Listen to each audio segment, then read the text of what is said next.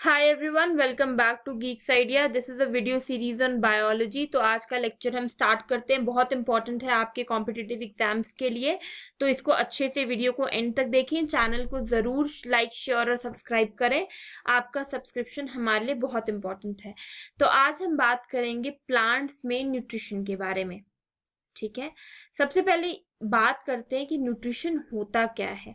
तो न्यूट्रिशन अगर आप डेफिनेशन के तौर पे देखें तो मोड ऑफ टेकिंग फूड, आप खाना खाते हैं, हमारी बॉडी को जिंदा रहने के लिए खाने की जरूरत है, न्यूट्रिएंट्स की जरूरत है। हमारी बॉडी खाना लेती है और फिर उसको यूज करती है। हम बड़े बच्चे होते हैं, बच्चों से बड़े होते हैं, वो कैसे होते हैं, खाना खा के अपनी हमारी बॉडी को जब न्यूट्रिएंट्स मिलते हैं तो हमारी बॉडी ग्रो करती है, राइट। सो बेसिकली अगर आपको डेफिनेशन परस्पेक्टिव से हो तो ये न्यूट्रिशन जो है वो क्या है, मोड ऑफ टेकिंग फूड जो ऑर्गेनिज्म लेता है और उस खाने को यूज करता है अपनी ग्रोथ के लिए, अपनी रिपेयर करने के लिए, दैट इज न्यूट्रिशन। अब इसके तरीके क्या है, न्यूट्रिशन को लेने के तरीके क्या है। तो मोड्स ऑफ न्यूट्रिशन में हम बात करेंगे ऑटोट्रॉपिक न्यूट्रिशन और हेटरोट्रॉपिक न्यूट्रिशन। ऑटो का मतलब ही होता है खुद नरिशमेंट, राइट। हम बचपन से पढ़ते आ रहे हैं कि जो ग्रीन प्लांट्स होते हैं, जो प्लांट्स होते हैं, वो अपना खाना खुद बनाते हैं।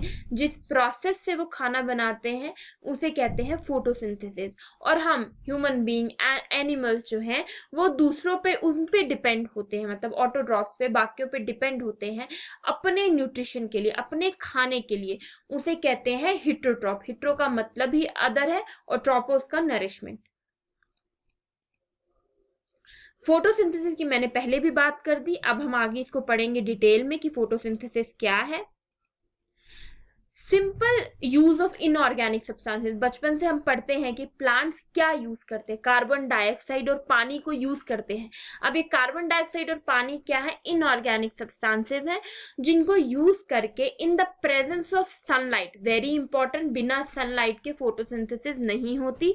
In the presence of sunlight plant जो है वो अपना खाना बनाते हैं। आपको बचपन में वो रिएक्शन याद आ गई होगी, CO2 plus H2O gives glucose, that is C6H12O6 plus क्या रिलीज होती है, ऑक्सीजन रिलीज होती है। ग्लूकोज सिंपल कार्बोहाइड्रेट फूड है जो बाद में, ये आप याद रखिए, ये सिंपलेस्ट कार्बोहाइड्रेट फूड है जो बाद में कॉम्प्लेक्स कार्बोहाइड्रेट में कन्वर्ट होता है, जिसे क्या कहते हैं, स्टार्च।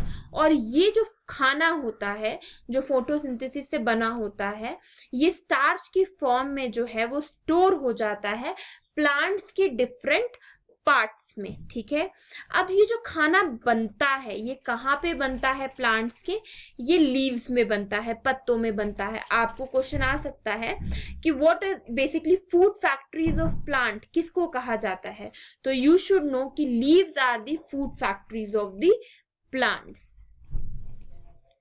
अब आपको स्टोमेटा भी याद आया होगा कि गार्ड सेल्स होते हैं जो सराउंड करते हैं स्टोमेटा को और कंट्रोल करते हैं। स्टोमेटा ओपन होता है, क्लोज होता है, लीफ पे होता है। तो जो वाटर और मिनरल सॉइल में प्रेजेंट होते हैं, जैसे प्लांट्स की रूट्स होती हैं, तो वाटर और मिनरल्स जो प्रेजेंट होते हैं सॉइल में वो रूट अब्सॉर्ब करती है और फिर वो उस रूट से बाकी जगहों पे ट्रांसपोर्ट होता है, लीव्स में ट्रांसपोर्ट होता है थ्रू द इंटरकनेक्टेड पाइप। अब जो वो इंटरकनेक्टेड पाइप होती है उसे हम जाइलम कहते हैं। आपको याद आया होगा जाइलम और फ्लोएम। तो फ्लोएम अभी हम पढ़ेंगे, जाइलम वाटर कैरी करता है, फ्लोएम फूड कैरी करता है। तो ये दो टाइप के जो होते हैं वो वेसल्स होते हैं। ये प्रेजेंट होते हैं throughout the root, stem, branches और लीव्स। ठीक है, ये आप अच्छे से याद कर लीजिए। अब ये भी बहुत इंपॉर्टेंट है, आपको याद भी होगा कि जो पत्तों में हरा कलर होता है वो जिस पिगमेंट की वजह से होता है उसको क्लोरोफिल कहते हैं। अब ये जो क्लोरोफिल होता है बेसिकली यही रिस्पॉन्सिबल होता है जो लाइट एनर्जी को सन से अब्सॉर्ब करता है और सप्लाई करता है लीव्स को। अब हमने ऑटोट्रॉपिक न्यूट्रिशन अच्छे से पढ़ लिया, stomata, xylem, phloem, food factories, आपको थोड़ा क्लियर भी हो गया। अब हमारा सेकंड मोड ऑफ न्यूट्रिशन जो आता है वो है हेटरोट्रॉपिक न्यूट्रिशन, जैसे कि इंसान है, एनिमल्स है, नॉन ग्रीन प्लांट्स हैं। ठीक है, अब इसमें क्या आ गए, पैरासाइट्स, सेप्रोफाइट्स, इंसेक्टिवोरस और सिम्बियोटिक प्लांट्स। ठीक है, अब हम बात करते हैं पैरासाइट्स की। तो पैरासाइट्स क्या होते हैं? वो प्लांट जो जीते हैं एक ऑर्गेनिज्म के अंदर या उसके ऊपर, ठीक है। किसी जैसे ह्यूमन बॉडी में ही वॉर्म्स होते हैं, तो वो वॉर्म्स हमारे पेट से खाना लेते हैं, तो वो हमारे अंदर हैं, they are parasite, they are taking food from our body.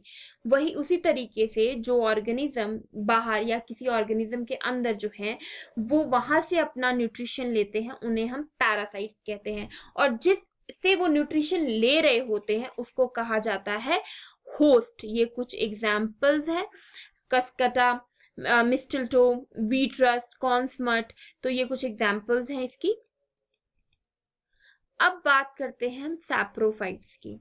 तो ये नॉन ग्रीन प्लांट्स होते हैं, ठीक है, जो अपना खाना मरे हुए और डिकेइंग ऑर्गेनिक मैटर, सड़ी हुई चीजों से लेते हैं, सैप्रोफाइट। जैसे कि मशरूम जो है वो सैप्रोफाइट है, ब्रेड मोल्ड हो गया, यीस्ट, यीस्ट आपको पता है ब्रेड में डलती है, दे आर कॉल्ड सैप्रोफाइट्स।